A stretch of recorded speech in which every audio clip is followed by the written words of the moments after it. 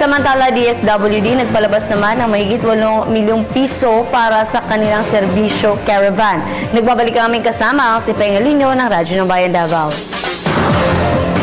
Bilang pagsuporta ng Department of Social Welfare and Development to DSWD 11 sa serbisyo caravan, nalalahok ka ng mga member ng Association of Regional Executives, National Agencies o ARENA 11 ay nagpalabas ito ng pondo na nagkakahalaga ng halos 9 na milyong piso ng family food pack, social pension at supplementary feeding para sa mga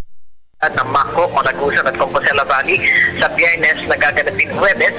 o mula Huwebes hanggang Biyernes sa barangay New Leyte, Mako, Compostela Valley Province.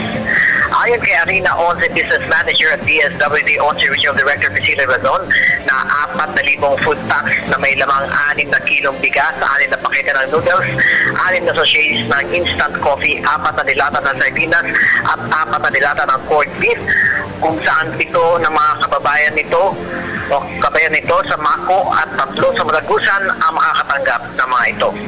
Anya, para sa dalawang bayan naman ay may 3,300 at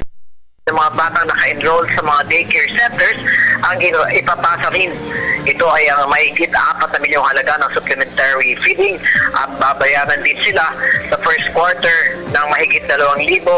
pensioners ng Mako at Malagusan na nagkakahalaga naman ng mahigit 3 milyong piso.